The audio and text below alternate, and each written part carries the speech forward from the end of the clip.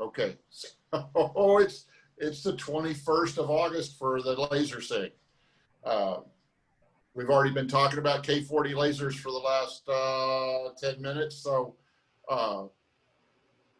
the things that I want to sort of bring up tonight was Alan's do-it-yourself fan compressor relay system that I was going to have installed and show everybody, but it's been too hot in the garage to get this in. But I did buy the parts. I used the Cloud Ray part list that they had. I used the Cloud Ray. Here, let me. I don't know if this video is better than my phone or not. Hang on, we'll see. I used the Cloud Ray schematic that they provided. Other camera, Alan. Whoop, this one. Okay.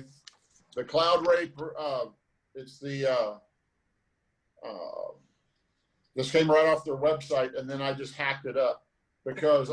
Alan, you scratched out everything. I didn't want to do all of this over here. Okay. So their system is $80, okay, for their ultimate air assist. And what that does is it gives you, let's see, gives you the relay, which I bought, and I laid down someplace and can't find now. And then it gives you the, it gives you a solenoid relay that controls a T valve for air, and then you also get a regulator valve and all of that. So basically what happens is if you go into Lightburn and you turn off the air assist, it will run the compressor, but it runs it through this other valve, and it runs it at like very little pressure coming out. I didn't want to do that, so I just bought the relay. Well, I lost the relay. It was sitting right here. Must have fell over some. Oh, there it is. It fell in the fan. So I bought the relay, the base for the relay, and this goofy mounting track that you got to mount the relay on, which cost more than the relay assembly did. Okay. You get 2 feet of this, you need 2 inches to mount this thing. So if anybody wants to do this, do not buy this stuff. We'll figure something out. I'll take donations. Hey, Alan, some people on this call may not have been on the last one, and so they won't know what the magic is you're trying to accomplish here. Okay. And so, in particular, the idea that this is air coming out of the nozzle to clear the area, and you had a scenario where when you were cutting, it would be the powerful compressor, and when you weren't cutting, you were going to switch over to your fish tank, right? Yeah, so what I did was, my idea is that, okay, let's go back. Cloud Ray's idea is you either have air or you don't have air. You either have full power air or you have partial air. But soon as the laser quits cutting, the compressor goes off. I don't believe that's a good thing because there's still smoke hanging around. So what I was going to do is I'm going to make my compressor work when the program is running and the laser is firing. And then I'm going to use the opposite set of connections on the relay, the ones that are normally closed without the relay being energized. That's going to run another electrical outlet that I'm going to put an aquarium pump in that just blows a little bit of air, but I think it will keep enough air flowing that the smoke will not get on the lens, come back up in through the nozzle and get on the lens. And the only reason I'm doing that is I got all the pieces to do it. I don't have to go buy anything else. So we'll see how that works. But it sounds smart because you really want to clear the air when you're creating most of the smoke, which is the big compressor. but you really should have air coming out of the nozzle of the laser head all the time to keep smoke from getting up and clouding your lens. So, I mean, I think your solution sounds pretty darn good. And as soon as you've figured out all the bugs, I'm going to come to you for 2 inches of that mounting bracket and the plan for how to do this thing. It sounds good. So when I get it running, I'm going to have a rather than that. I've got a little better schematic that it's hand drawn, but I'll put it on PowerPoint, and I'll put all the connections on the Rudia controller and how I connected the AC out. I'm just going to break the AC lines that are already there for the compressor plug-in on the side of my laser. And then what I'll do is I'll put that all together in a little parts list. We'll put it up on the Google Drive. Anybody wants to pull it down, they can order it. I think the relay assembly, this is the seat that it goes in, which you really don't have to have. You can just solder directly on here, and then you don't have to have the 2-inch long thing, but it makes it look prettier and mounts better if you put them together.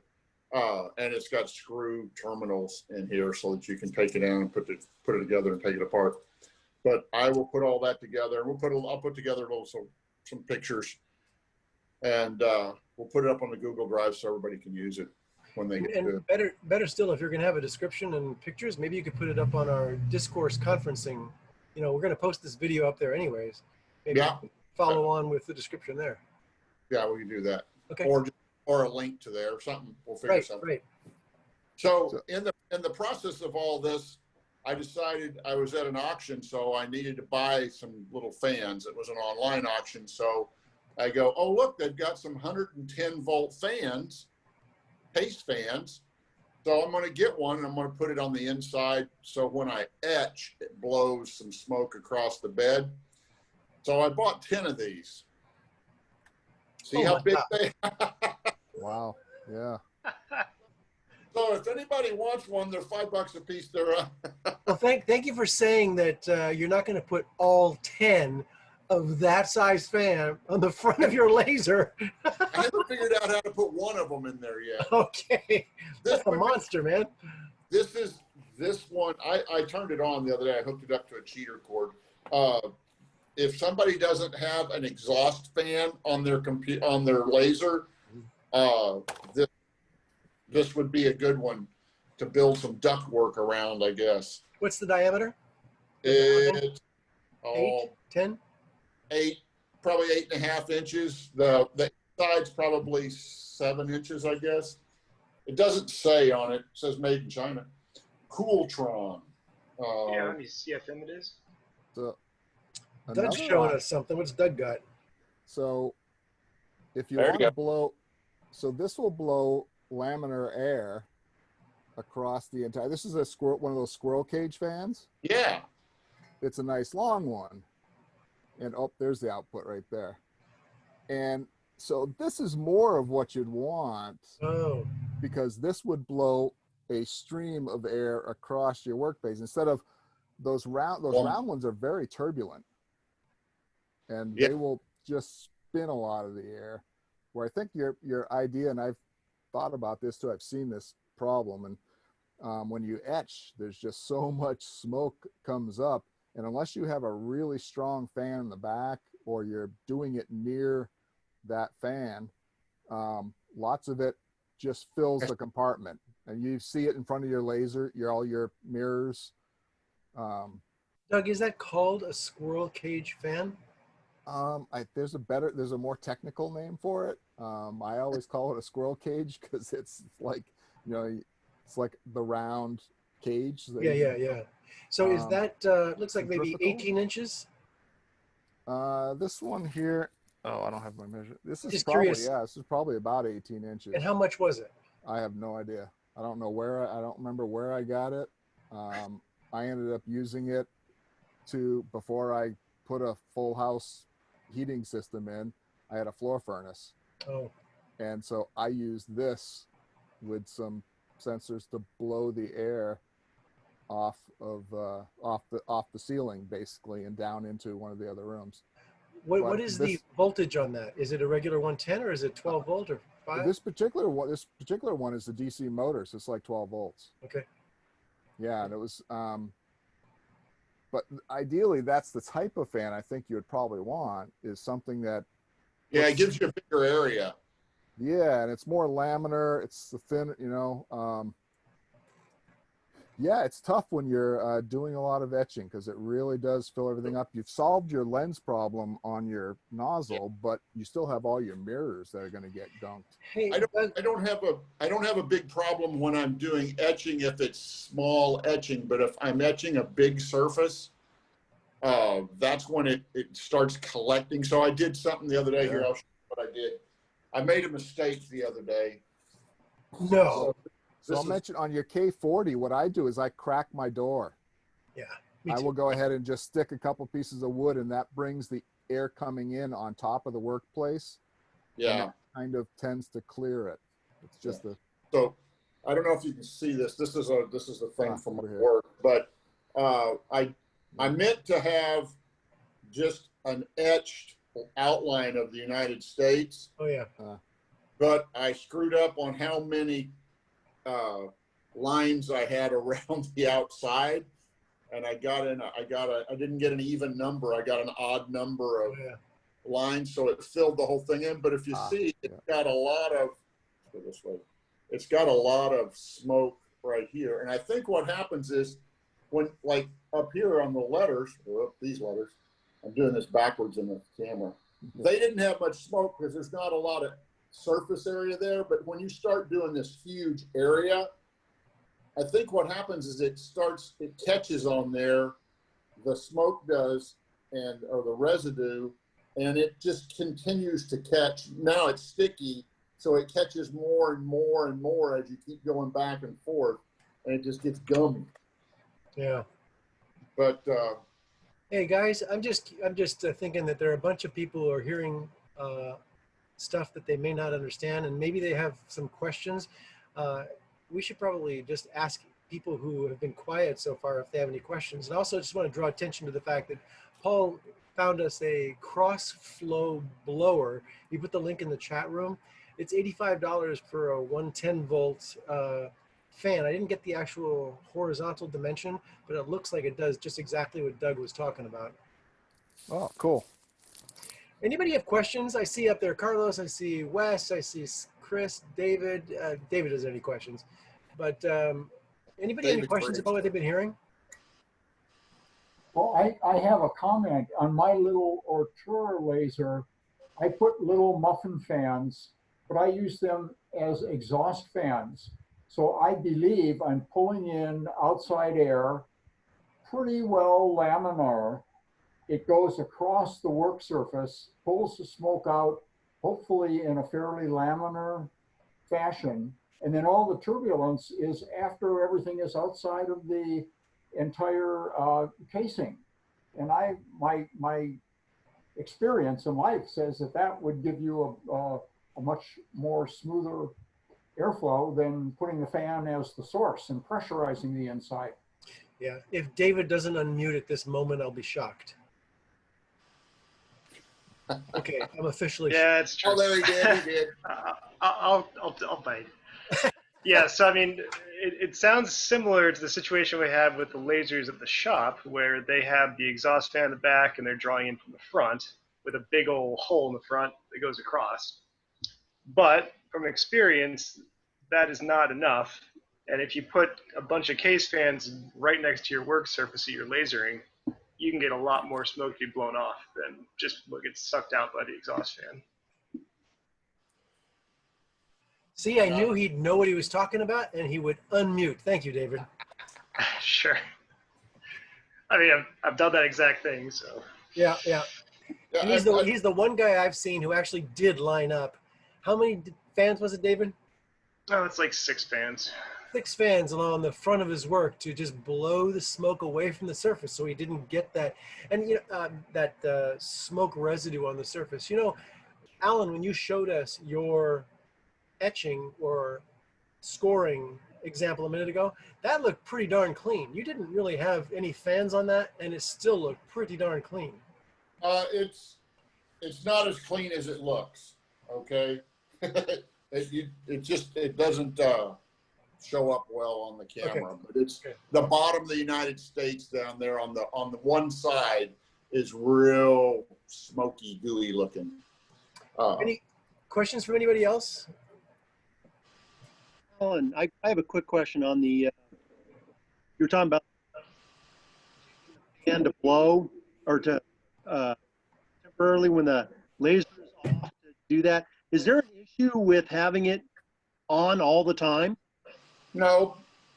The only issue with having it on all the time is it's noisy. Yeah. So that was the idea behind this was, well, Russ's idea is it extends the life of your compressor. But you're not, those compressors are just a motor that runs whatever the air pump is, and there's no real pressure there because it's free flow all the time.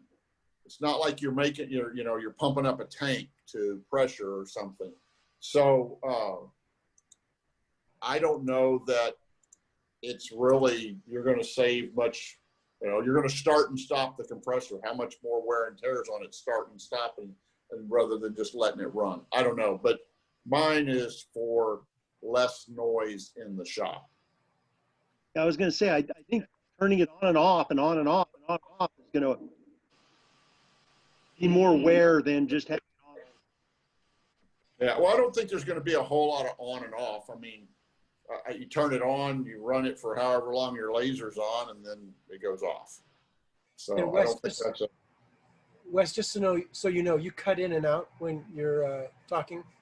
Just FYI. And that's why I stick my mouth right up next to my microphone. Okay. You still cut out. Got it. I'm known for that at work. No. Okay. So just one of the things about the air compressor stuff, I read a lot about the K40s and stuff, and there are a couple of people that are real experts at this stuff, and the discussion was always about, do you use a cone or do you use a tube and a nozzle on these things? And what I got was that what you want to do is you want a stream of air blowing on where the cut is. And we're all working with a fixed distance. So that's a known distance that you're working on. So you can direct a small amount of air at a high flow rate at your cut and do a really good job at cleaning out and moving the stuff away. When you go with the cones aren't low enough, and generally you have to have the hole in it large enough so that way any slight change in your mirror calibration, you've got a little bit of wiggle room. Otherwise your beam is hitting the side, not going through the hole. So you'll notice that those holes. Are you saying that there's a problem with just the cone because the target is such a small hole? You're not saying that the way to do it correct. So generally the hole through the cone is not very small. It's usually a larger hole. But when I'm done with it, it's a big hole. Yeah, right.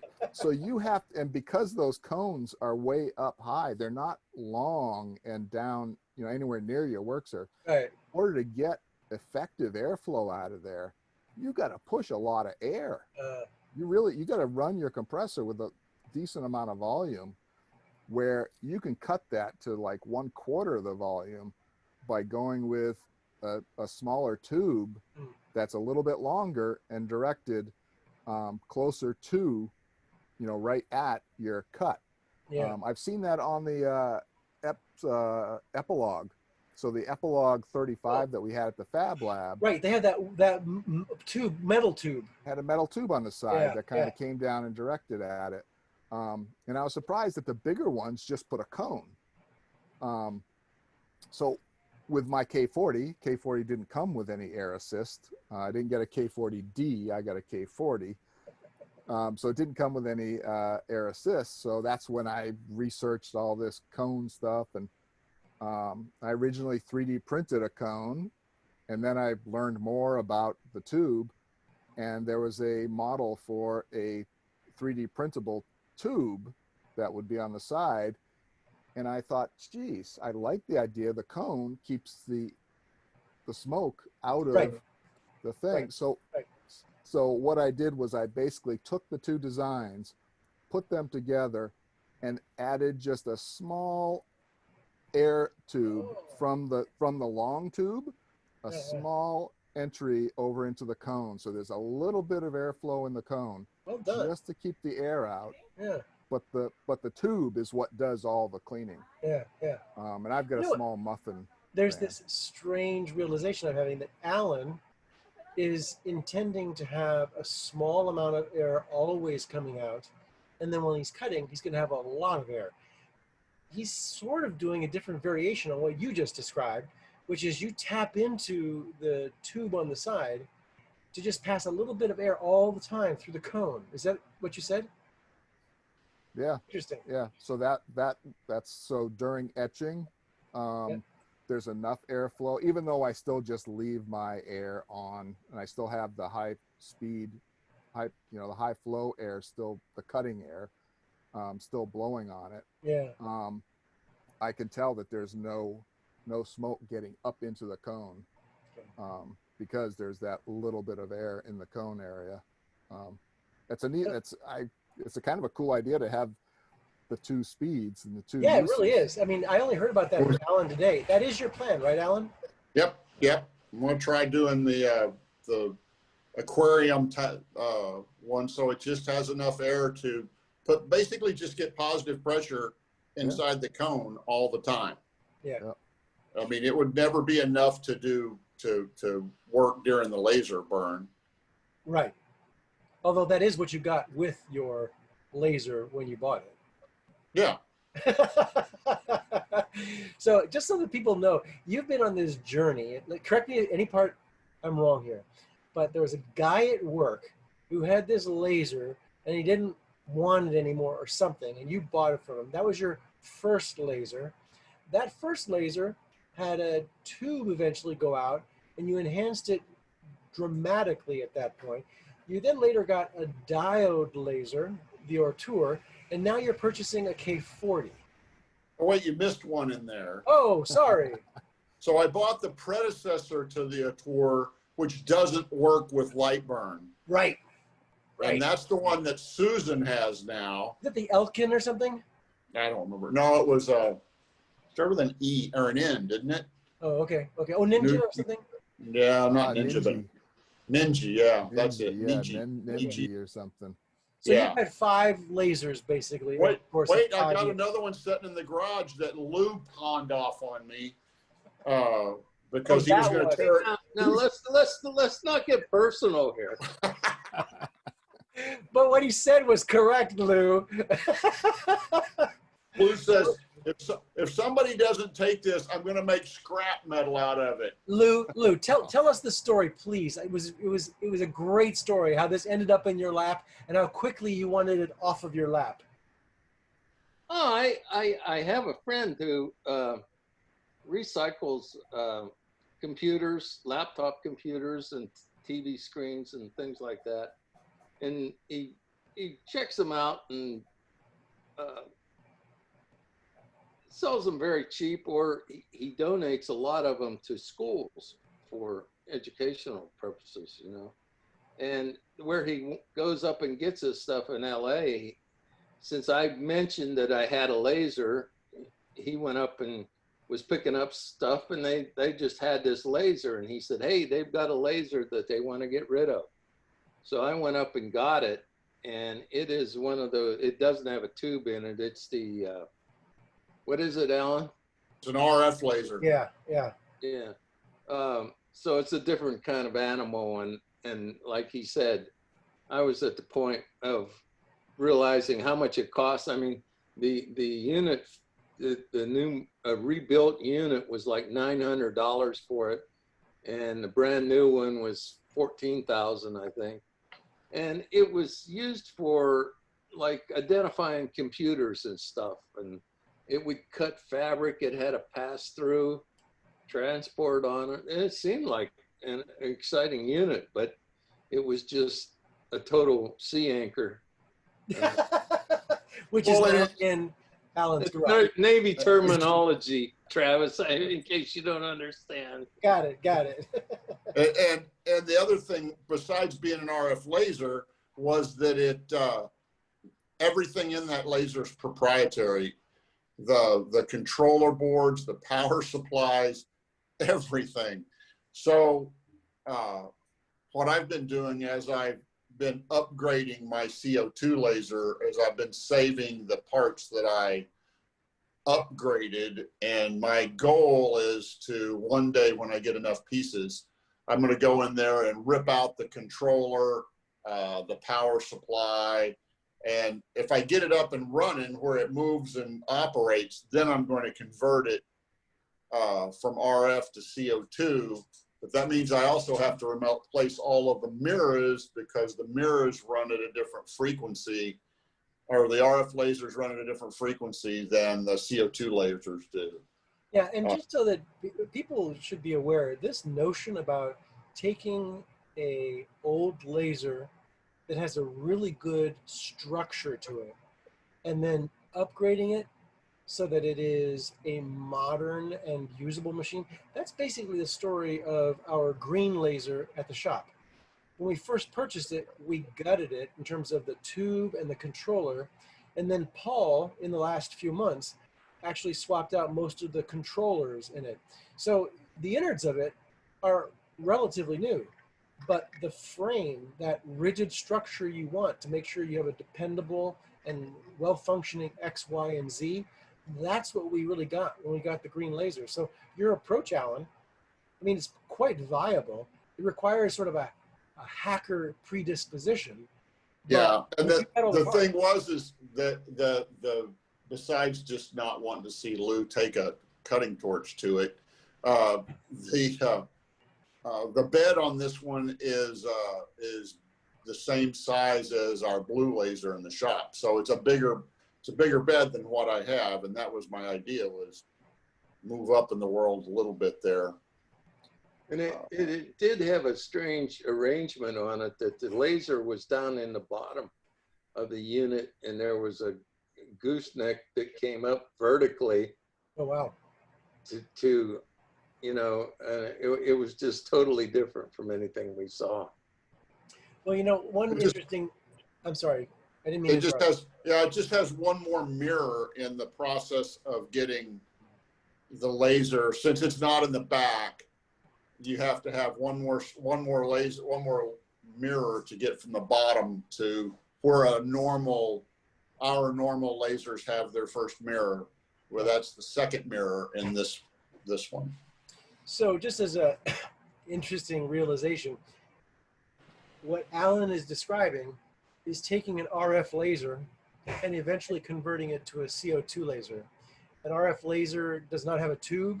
It's actually a pretty expensive laser technology, and it's really quite long lasting because it doesn't have to be replaced at some point. You just end up recharging it with new gases, I believe.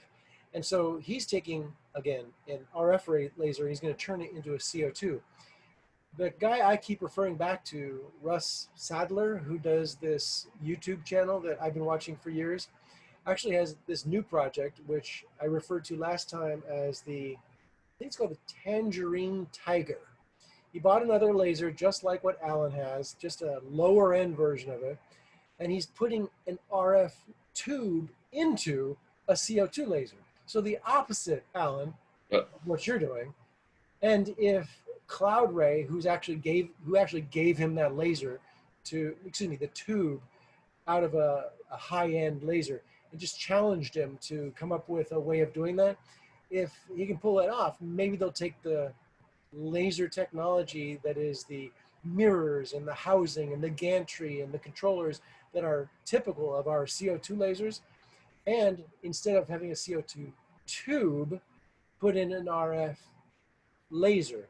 And so that's his latest project. And it's just interesting, Alan, again, that it's just the opposite of what you're in the process of doing. Well, and the only reason I think I'm moving towards the CO2 was I was comfortable on there. Absolutely. I may try and stay with the RF because the function of the RF laser is you can mark metal. Yeah.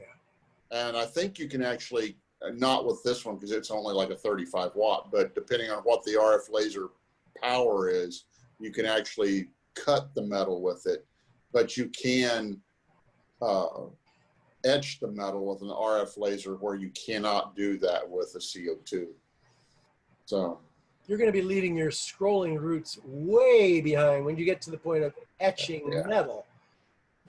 I don't know. I'll still use my scroll saw to cut the places I screw up with the laser. So speaking of my scroll saw and moving on for that to the next thing I want to show everybody tonight. So my boss went to hide for her COVID thing up in Montana at the most beautiful lake. She set this, her friend has a cabin up there and the back porch is like 20 feet from the water. And it's the pictures she took were literally postcard grade pictures. But in the process, her friend had this puzzle laying on the table. She said, "Where'd you get this?" And it's called Liberty Puzzles is the name of this company. And they make puzzles. And they have they use a lot of old art, you know, like Monet, that era, the Renaissance era and stuff like that. And just make puzzles. And they're like coffee table puzzles. And they charge a fortune for these things. And you can't, so to order one online, you have to put your name into a raffle. And then they give you when you win out of the raffle, then in someplace between 5 days and 14 days, they send you an email and you can order your one puzzle. You're only allowed to order one. They're about a month and a half behind in making these things. I was like, how hard can this be? It's a puzzle, okay? So I look up in my Steve Good scroll saw patterns and I find, oh, look, he's given me puzzles. So he's got all these patterns, now Lightburn 9.15 has a good PDF converter. So I converted a couple of them. So it's like, yep, I can burn it. It looks really good, but there's no picture. So what am I going to do? So it's like, well, it's just a picture. So I went online, I downloaded a picture, and I printed it on my printer. And then I took it out to the garage and put like 8 coats of shellac on this piece of paper. Now, the first one you got to be really careful with because you're spraying alcohol out of that shellac can, basically. And if you get it on too heavy, it will make the printer ink run. So you have to spray the first couple of ones, you just get it just enough on there that it sort of seals it. And then you can spray it and spray it and spray it.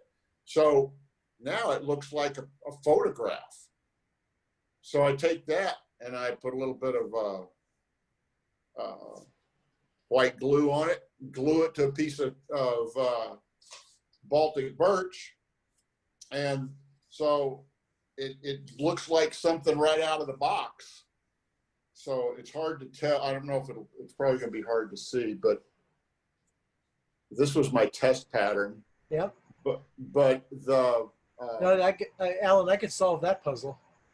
You think so? My wife can't.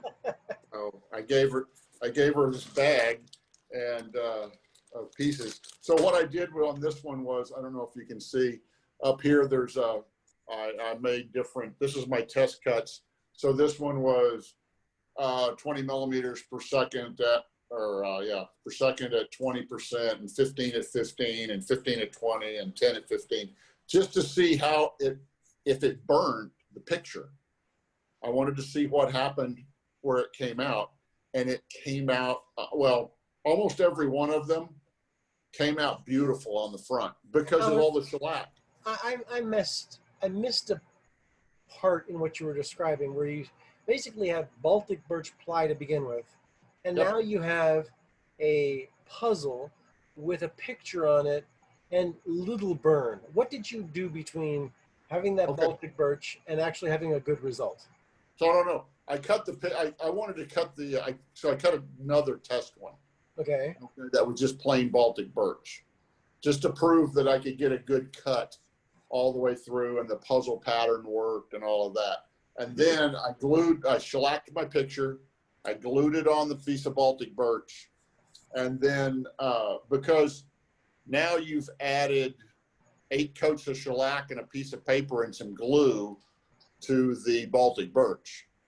So I didn't know if the same power settings that normally go through just bare wood Yep. would go through this. So that's what I did here. Was this is the same puzzle pattern, just turned on, you know, these two are just flip mirror images, and then these are flipped up and down this way. And then this was, I don't know what happened here in the middle. I just cut something. But when I cut it, because of the shellac on it, and it's so slick, Yeah. I got no smoke. Okay, that's the magic. Okay, the shellac finish kept smoke from sticking. Kept it from sticking 100%. Great. I cannot see any smoke So on there. did you go wood?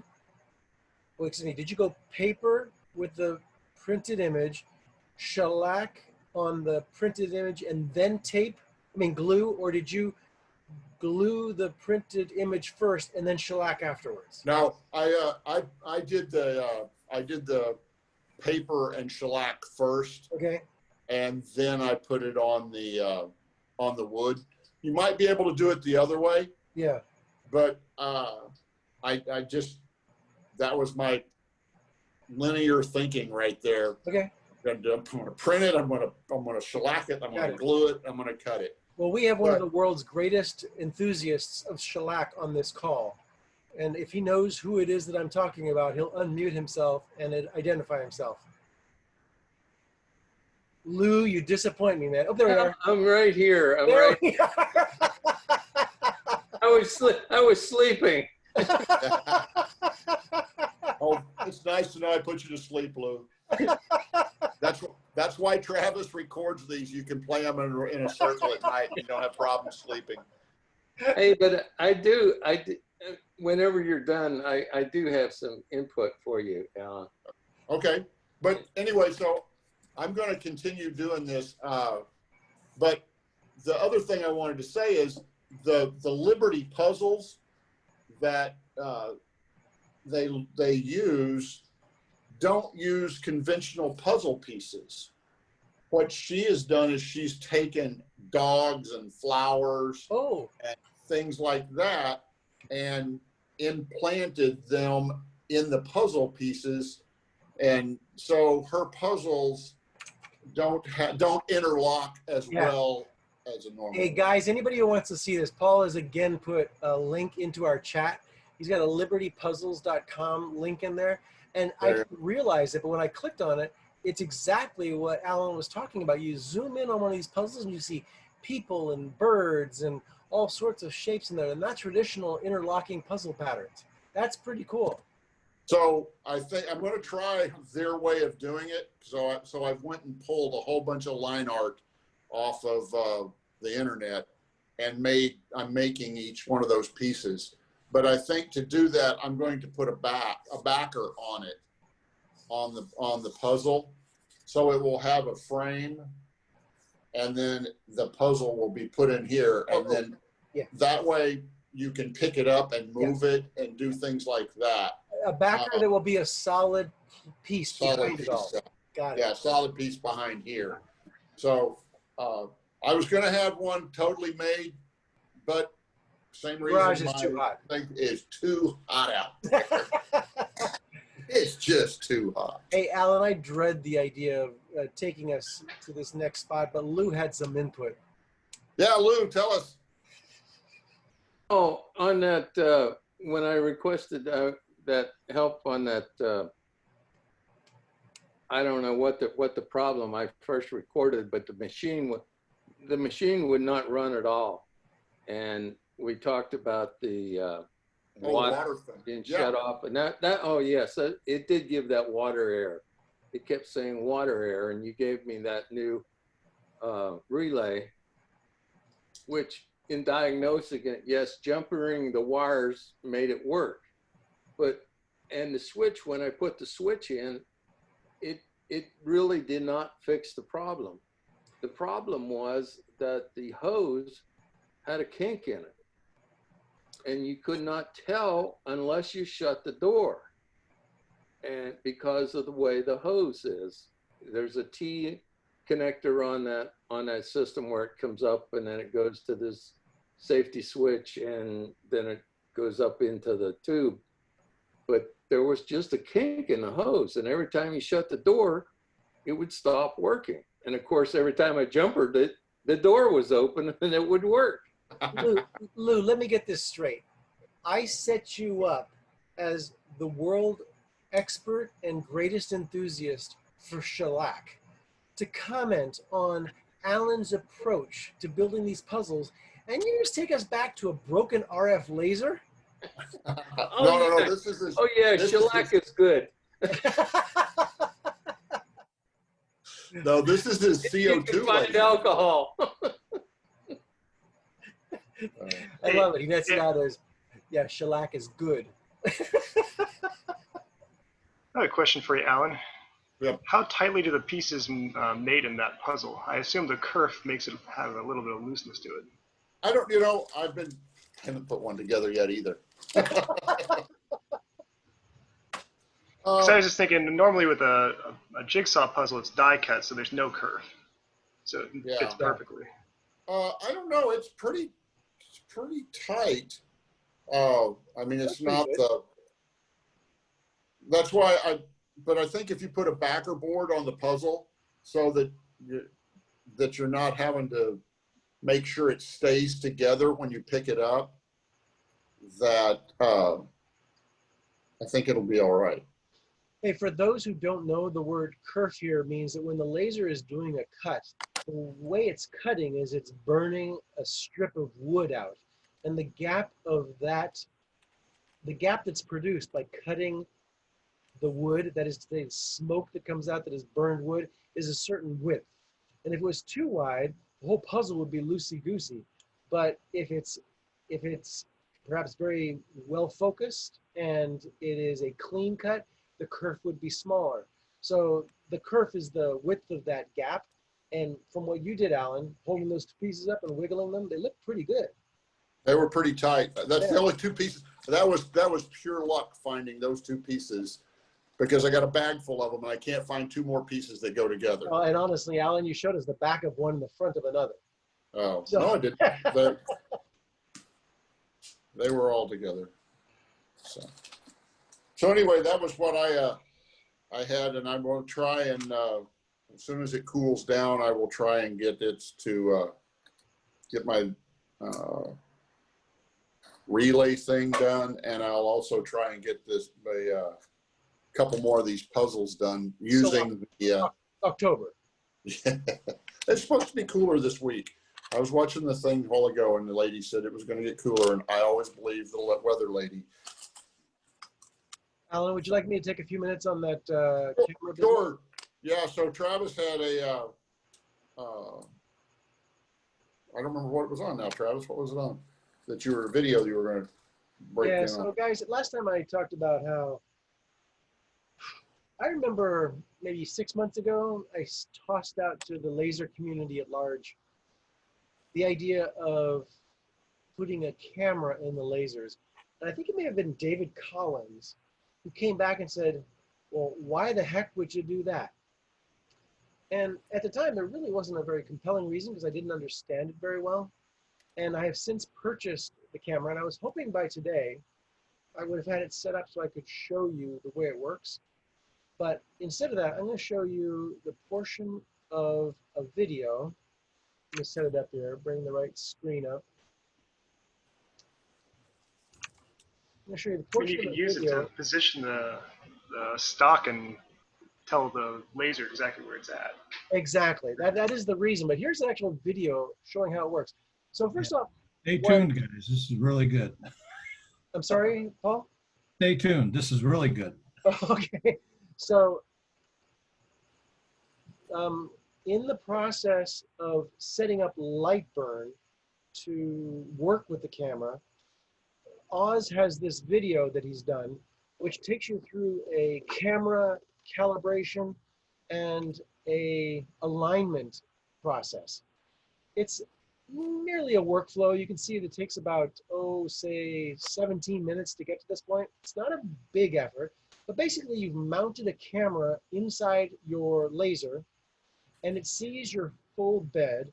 And once it's calibrated, you can place things inside the bed, and then you can position what you'd like to etch or cut on what you're actually seeing. So imagine a baseball bat laid in there, and you want to position it just so. You could use the camera to see the baseball bat, place the logo or the name or whatever on what you see, and then you get the results. This just is the tail end of his video, and I'd like to just have you guys listen to the next couple minutes of description. So, what do you use it for? The short answer is you use this to line up work on your machine. So if I have an odd-shaped piece of material, like I do here, for example, and I want to do a cut that matches this very, very precisely, I'm going to try to put a circle or an arc right here around this. So I'm going to put a point here, I'm going to put a point there, put a point there. I have this turned off, that's why they're not showing up.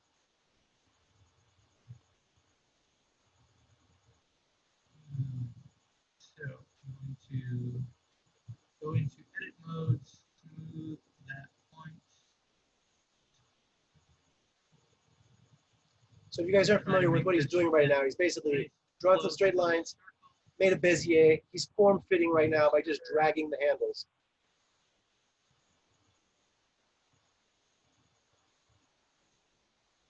All right, so it's not beautiful, but it'll get the point across. Basically, what I'm going to try to do is cut a line right on the outside edge of that, just to demonstrate how close you can get with this. So I'm going to run this. So it's doing it, but you don't see it real time. He's going to update the image. I'm going to take a picture so I can show you where that ended up. There's the real picture and he I'm inserted. also going to go back to the camera control view, plug my laser head out of the way, and click Update Overlay.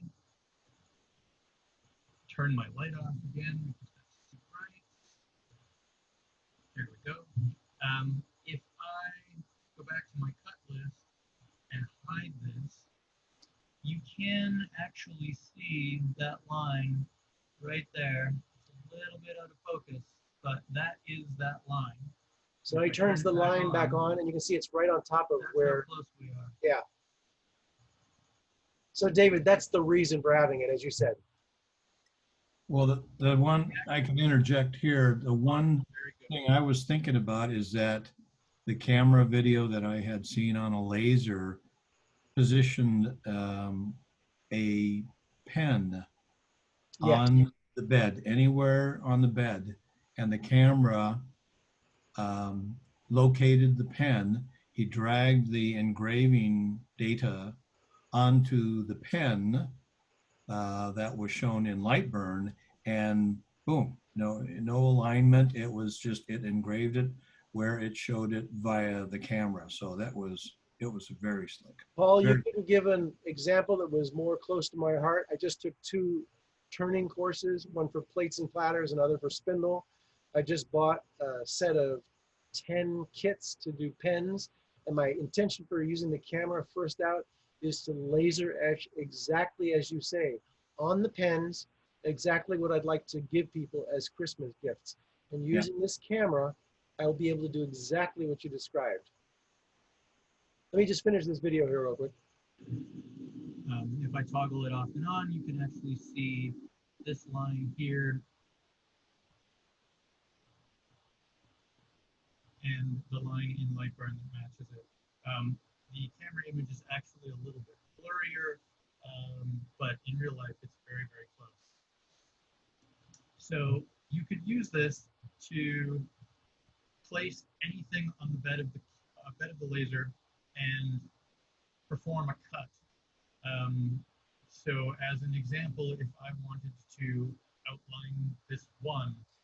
The 1, 2, 3, and 4 that you see on this piece of Baltic birch happens to be part of his calibration process. He just happens to have it there as scrap now. He's going to put a rectangle around this one. With a box.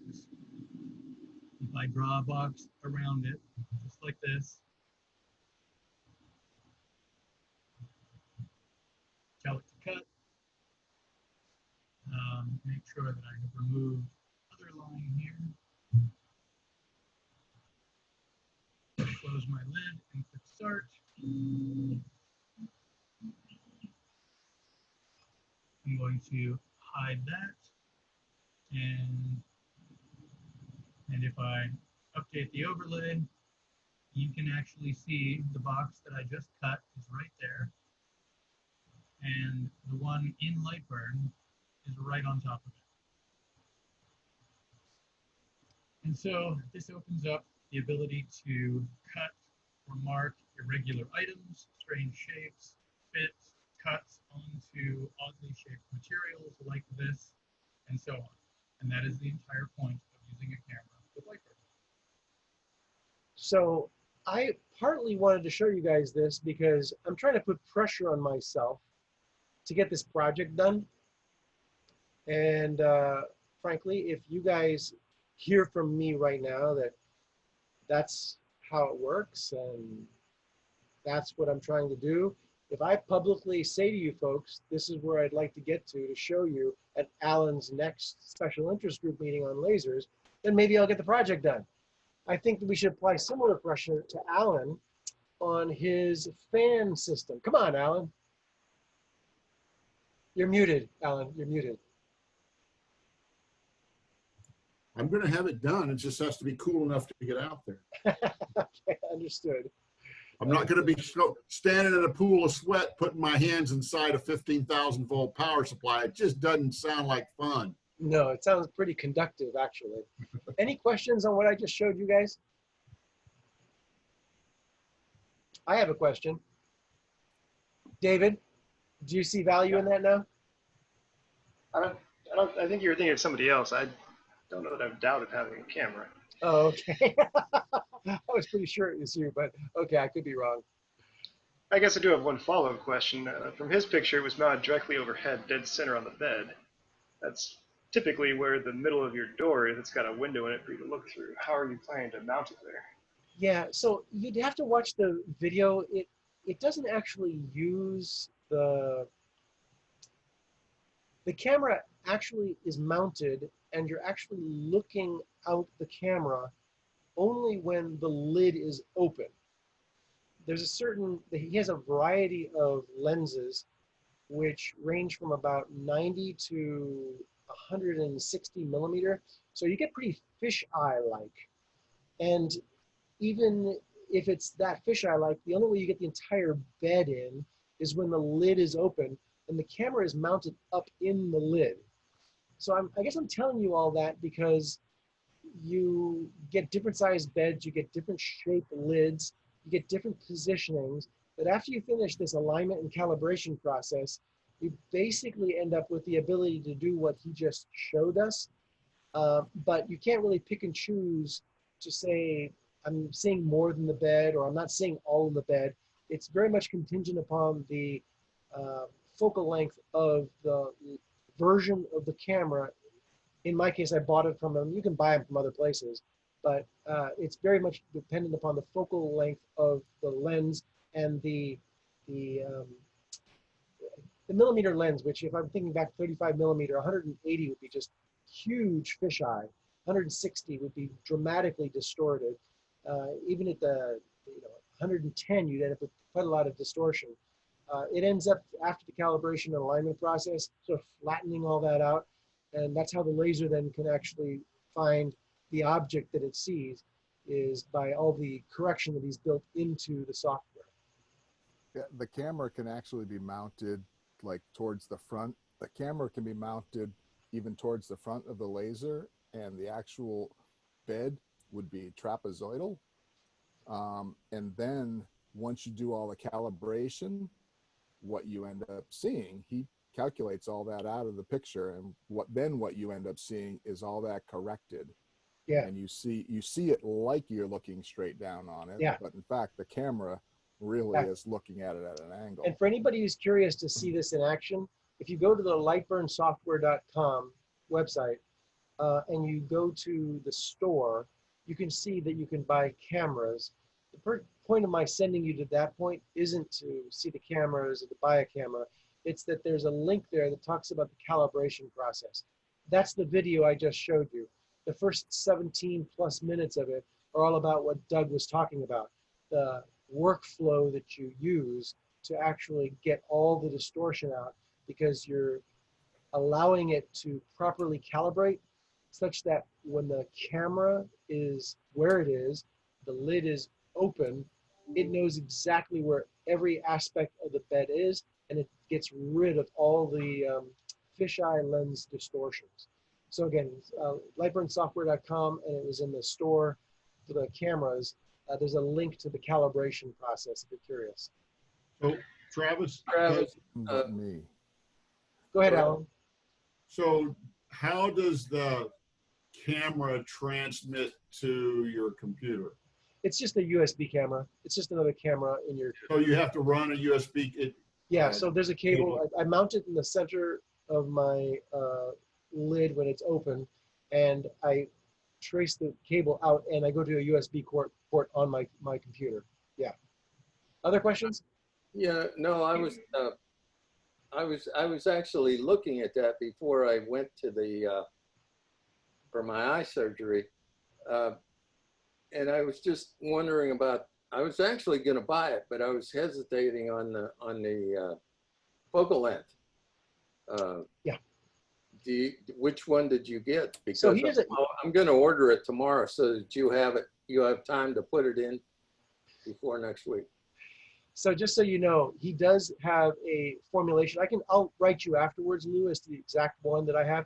But he has a formula that he uses for distance from the acme of your lid when it's open to the surface of the bed. And it also takes into account the cutting area of your bed, which on our bed is 300 by 500 millimeters. Yeah.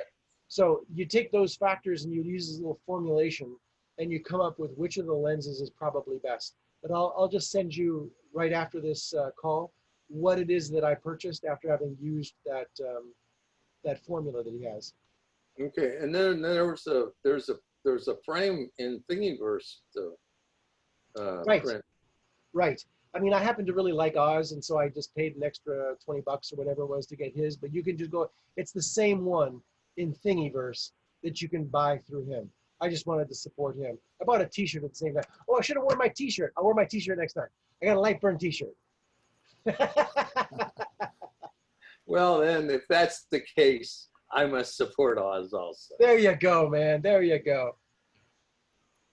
I'll send you that Yeah, after. It'll be interesting to see what kind of accuracy you can get, since the precision will depend upon the lid always opening exactly the same way. He really makes that point. He says that if it wobbles, if it doesn't have a locked fixed position, if it can in any way be cockeyed, that you will get that distortion. He makes that, as you watch that video, he's very clear about that. Not as kind of a disclaimer, but more as a forewarning that if you do have a flimsy lid for some reason, don't expect ultra precision. Then again, you can always frame, right? So at least you get a feel for whether it's going to be on the right spot or not. But yeah, you're right, David.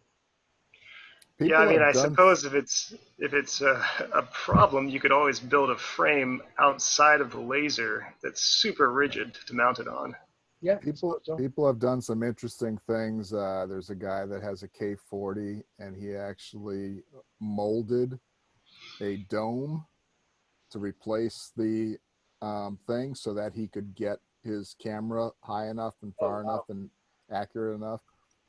And other people have built like frames that would then come up once you open your door. It could then be raised up. And but lock Doug, into if somebody place. goes to those lengths, why do they still just have a K40? I don't understand. Because it's better than any other machine. Okay. When you start adding all those things, but yeah, they could go ahead and then put it on a you'd higher think. end machine. But But then again, some as you make the point to me all the time, Doug, over the years that I've known you, just doing this stuff, you learn so much. Yeah. It's so useful to just go through and learn this stuff. Well, and some of these machines, I mean, just like you look at the Ortour, it's not a great machine, but it's nice and compact, and it does its job in a small space. You can stick it on your shelf, and it's cheap. And it's $100 less than a K40. Yeah. Yeah. And good luck trying to cut with it. Over time. Yeah, over time, many passes. Yeah. And everybody on the block has to wear sunblock glasses. That's right. Those really fashionable, good-looking glasses. Yeah. That was all I wanted to share, Alan. If nobody had any other questions, I just thought I'd put myself out there publicly saying that I hope to be prepared for your next SIG to be able to actually show the thing in action. So hopefully we'll have a fan or a compressor that turns off and on to listen to, because that's about all you're going to see. And we'll get to see your camera. So. Yeah. And I don't know if you guys noticed, but Paul, I don't know if you guys know that Paul contributes to many different Zoom sessions with looking up links. He went from an $85 fan down to, I think the latest one that he had there was all of $21. The width of that fan is, what is it, I think it's 9.5 inches. Is that right? Length. Yeah. Yeah. I mean, who knows how powerful it is, but I mean, just the fact that you could order one of these things for $21. And what is it? What is the power requirement? I think 35 watts, something like that. Yeah, but in terms of voltage, just 100. It's a standard line voltage, 110. So. Oh, okay, 110. Okay. Yeah, I was wondering whether you could tap into the power supply of the laser, or just as easily plug into an outlet. So you can just plug it in. But see, if it's 110, you can hook it to Alan's DIY compressor turn-on switch. Yep. There you go. There you go. Then you turn your compressor on, and your little squirrel. Who is this Alan of whom you speak? I don't know. The guy that can't ever get anything done. without wilting under the heat of his garage. Yeah. Hey, Alan, going back to those fans, if you want like those 5-inch muffin fans, I have some of those. And I also have a small squirrel cage fan, the horizontal kind of, who somebody was showing. Well, yeah, that's. Tell us more about that, Lou. Where did you get it? At a garage sale in Vista. Oh, I that's got something two we can of them. replicate. Yeah, maybe they have more.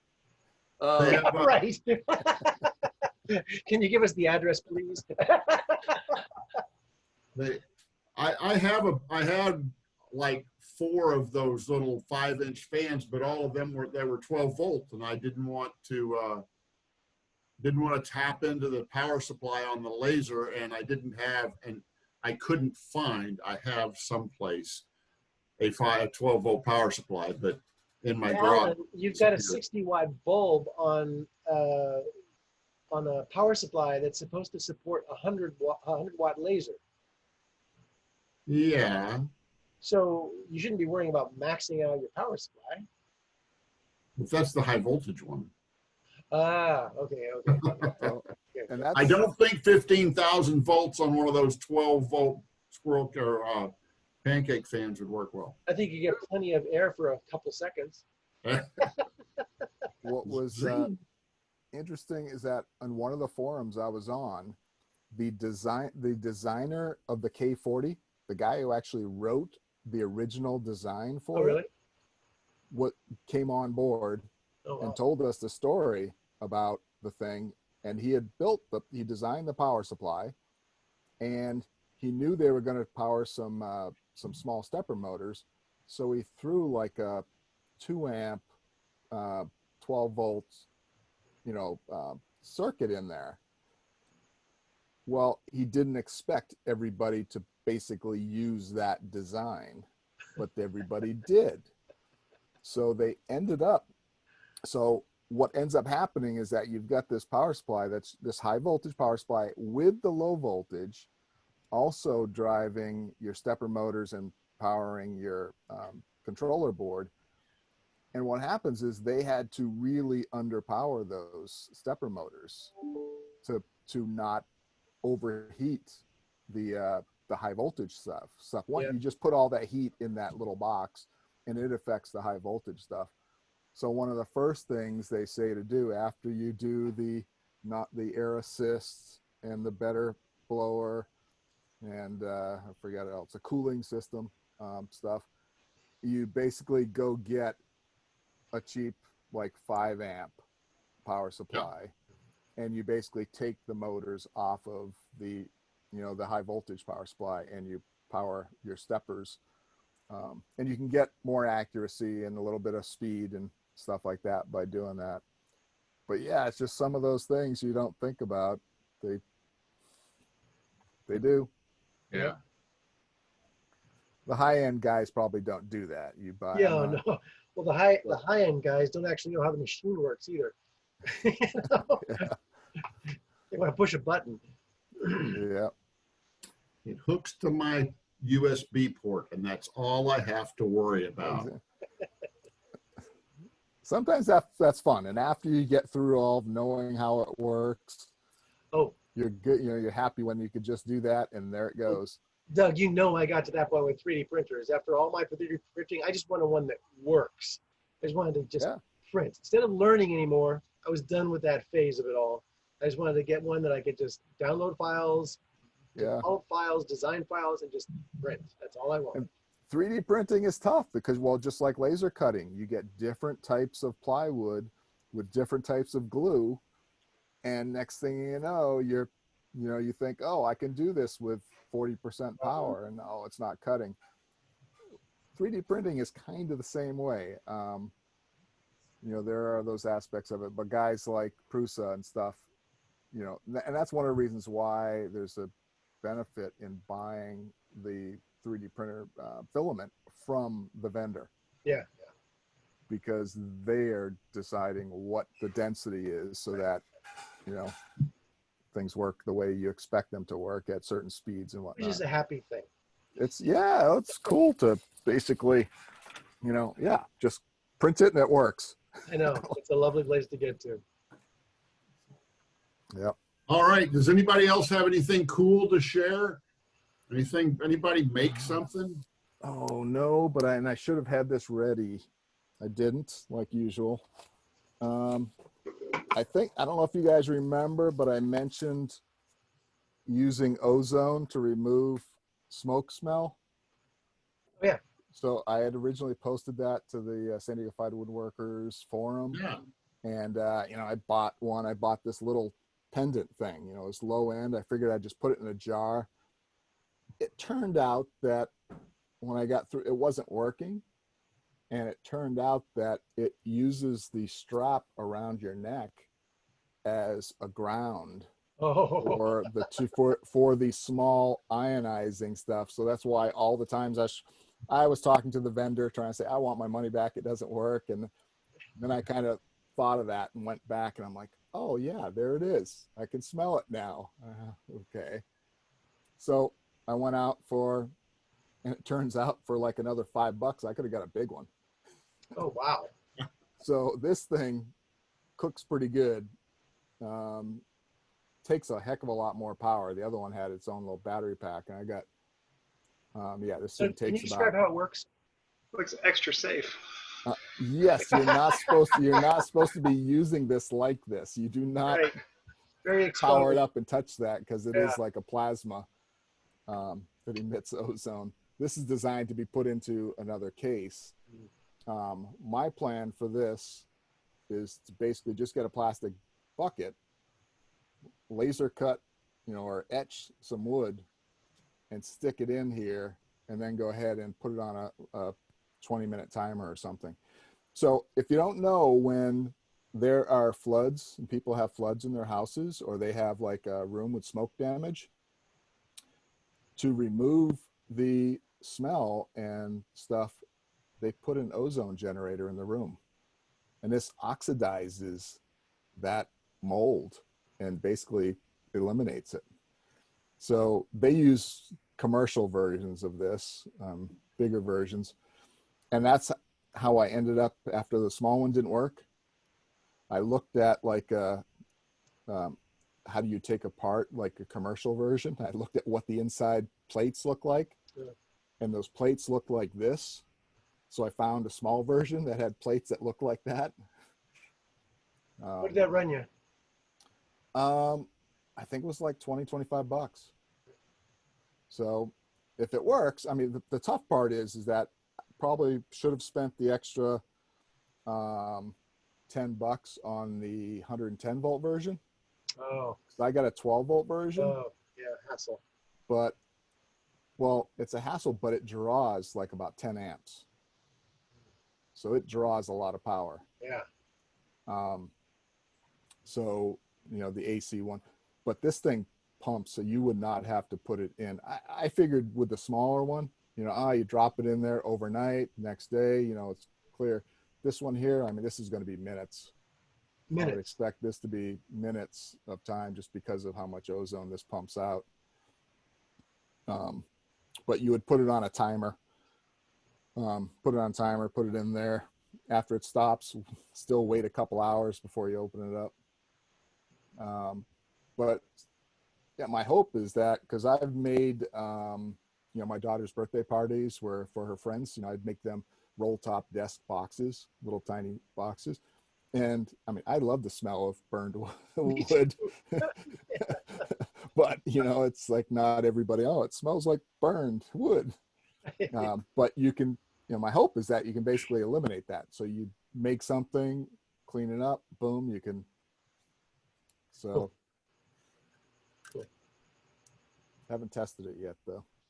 Hey, Alan, I've got something real quick, but I have to explain how it's related. That's usually the things when you come up with it, you have to come up with how it's related. So it's related to lasers in that, was it Paul? Yeah, it was Paul who brought up the scenario of etching on pens. Well, one of the goals I have is to do some pen turning, and the SDFWA member shop now has classes on turning. So this is just an example of a spindle turning that I did today. And this is what I would be using the skill for to make my pens, the different shafts on the pens. But they have a spindle turning class and a bowl and plate turning class. So here are some examples of some bowls and platters that I've done just recently. And again, to make the point, this is related somehow to a laser special interest group, in that the skill I have for here will be used to make pens, which I'll then place in my laser using the camera we were just talking about to do custom etchings for a bunch of family members for the holidays. And that's basically the way I'm going to get out of holiday gifts, basically going on the cheap $10 a piece, but it's all the TLC and the personalization. Come on, right? There's a lot of value there. It's a big ass pin. I sign everything with one of these. The only problem with that gift giving is the goddamn kits cost $25 each. Yeah, I bought 10 plus the mandrel you need to do it, plus a whole bunch of accessories in a kit in an ammo box for $75. There's this place called You got a good deal. Wood Turnings. This is the cover of the catalog they send with you. But let's see if I can get you there's the URL, woodturnings with a Z on the end, .com. They have a whole bunch of, I guess I call them blanks that you'd use for pen turning, for wine bottle stop turning, for all sorts of different turnings. I just sent it to Gary, who has a custom shop called something like Specialty Medallions or something like that. And golfing is a big theme of his. And on the cover happens to be all these pen blanks that, if you can see there, have golfing hooks on them. And so he was in the turning class with me this past week and a half. We took 2 classes together, and I just think that it's going to be an interesting and fun little digression. I have no real ambitions of being a great turner, but it is just one of those skills I want to learn. And again, Alan, forgive me, it ties into this special interest group because it has to do with laser etching, okay, those pens, as I give them out as holiday gifts. Thank you very much. Aren't you going to personalize the bowls on the bottom with the year that you made them and the wood type? And Oh, no, I'm not that vainglorious. I want them to have their name on it. That's what I'm all about. I've got a couple of things to show real quick. If Great. like. Sure, go for it. Well, one of the things I did, I started to make, we're naming projects at work after elements. So I did a whole bunch of ones with different information on it. What's the material you're using? This is just plywood. Oh, okay. The reason I ask is I know that you also did those plaques with that beautiful high gloss finish. Too, because but these are actually turning into a little bit more of a project. I'm a guy at work, his wife teaches, and I may end up making an entire periodic table. That the idea is basically you walk into the kids and you dump a box of this out and go, put your periodic table together. Which I think would be a good learning experience. The plaques. See if we can. Oh, yeah. The patent on the toilet paper roll. This is the toilet paper roll, but I finally figured out my framing for it.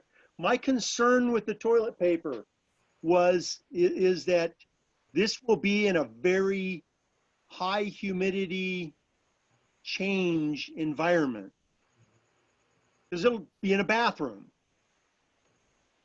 So I was worried about expansion and contraction of wood. So trying to get a really good groove in here for it to be able to expand and contract as needed. And anybody who's particularly interested in getting one of these, so some will be available in the holiday gift sale. So get there early. But I also have a whole bunch of other things I've been working on. Like this is an oil cup for a train. But the idea here is I got hard maple, soft maple, basswood, and then maple plywood to try. And the interesting one, where is it?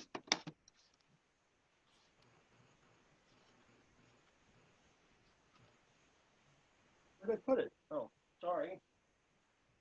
I have it in here. Ah. Sorry. Actually, it goes this way now. Oh, wow. Winchester, this is the 1866 Winchester patent. That's cool. This is maple plywood, and it's a MDF core. And so it seems that when it gets down to the core, it gives it a good color. And is that the high gloss surface that I was seeing in the shop the other day? Oh, no, that was an acetate thing that I was using on it. I used I just put the regular tape that we have now. I put that on there. Oh, So- that's what the gloss was from. Yeah, yeah, yeah. Did you have the Lego one that you could show people?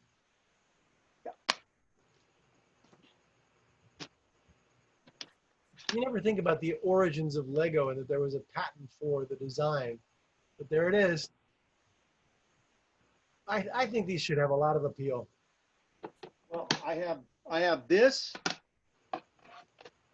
This is the angled Legos. Oh yeah, yeah. These are the Lego humans. That should not be patentable. And this is just a large view of it. So the Yeah. 4 of those are going to be a gift for my niece who just had twin boys. And are you setting up an Etsy store for this stuff? Sort of. I haven't decided what I'm going to do yet. Hey, Alan, do you have an Etsy store? No, I'm procrastinating that also. Okay, okay. It has something to do with the temperature in the garage? No, I'm promising myself in October that may happen. Okay. Well, if there are enough people starting Etsy stores, you guys should talk to one another and just find out, the right way to do it and stuff. I've been doing a lot of create one. railroad ones because my brother is into railroading. And so I've been doing a lot of railroad ones. When you say your brother, you're a twin, right? No, there's four of us. Oh, okay. He's my oldest brother. Oh, okay. This is on soft maple. What I wanted to do was see how distracting from the patent the grain would be. Okay. The grain of the wood. So soft maple, which it's probably hard to see, but has a lot of grain. The hard maple was much better, I think. Then the interesting one, and it's hard to see on this, but you might be able to see the difference. Okay, well, the one on the closest to it, you can see a lot of grain in it, where you can't on the one that's in your right hand.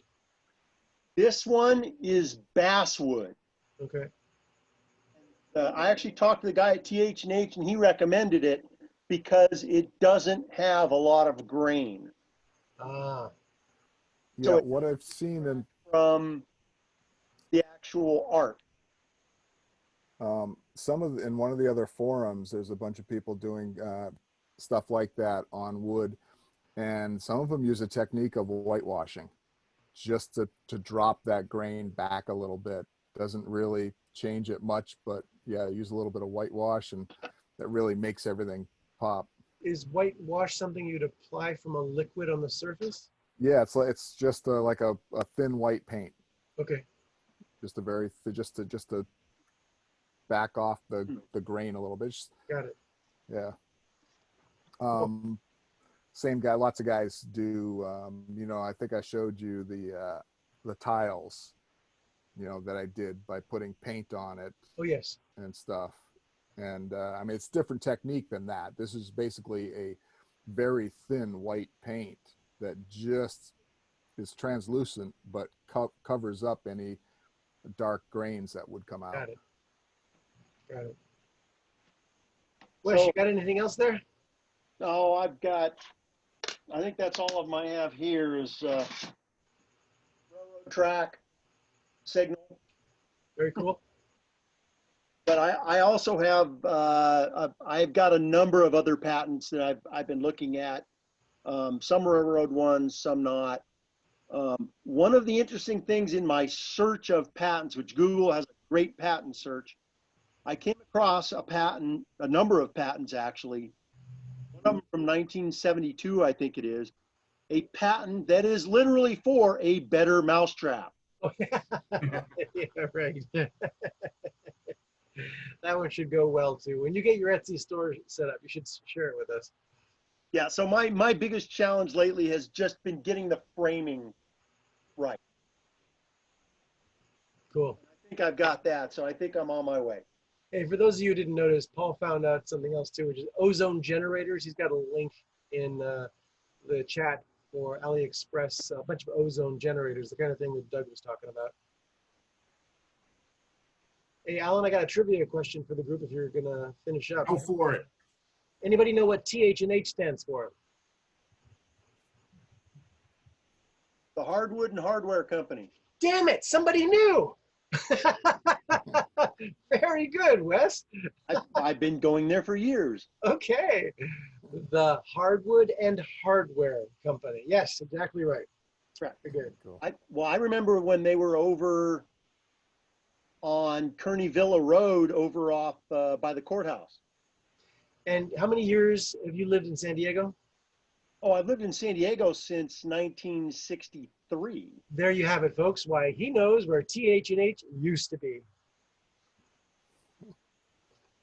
All right. Does anybody else have anything cool to show us?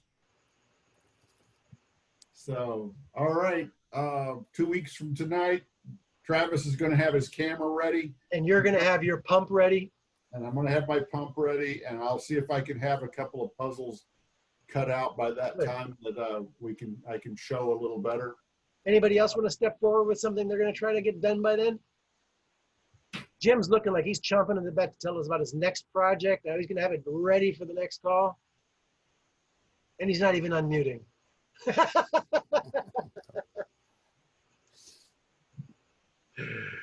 All right. I think we'll call that one the end. Great. Thank you very much, Alan. Thanks, All guys. right. Thanks. Hey, everybody. Thanks for showing up. Thanks, Alan. Thanks, Alan.